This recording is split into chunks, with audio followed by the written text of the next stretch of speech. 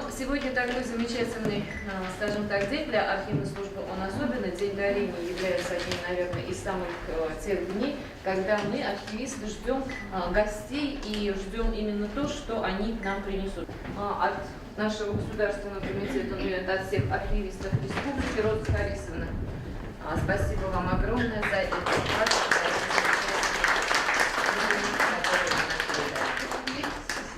Также мне хочется вручить благодарственное письмо Ирине Сергеевне.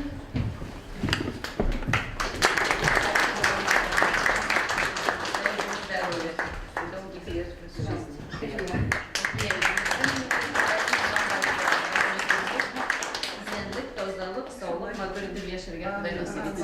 Bugün sizga o'zimning 50 yil yashagan yurtdoshim Maris Shabayev Sadriy o'rtasida sizlarga Bizalarda Xususiy institutda o'qigan chog'larimda ko'pgina fotolarga tushganlar. Bu fotolarni sizning barchasida sizga berdim.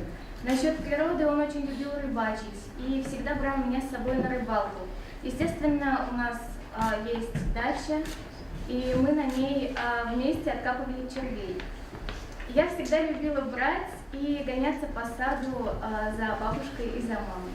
Дедушка, конечно, на это смотрел, смеялся и потом немножко меня ругал. В 2018 году, в апреле месяце, была создана Казанская городская комсомольская организация.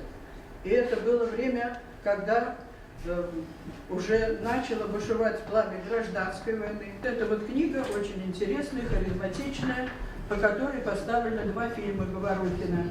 Значит, «Россия», которую мы потеряли, и «Так жить нельзя». Это 2 документальных интереснейших фильма, которые были сделаны в 90-е годы. Arxiv kişiləri onunla işləsinlər.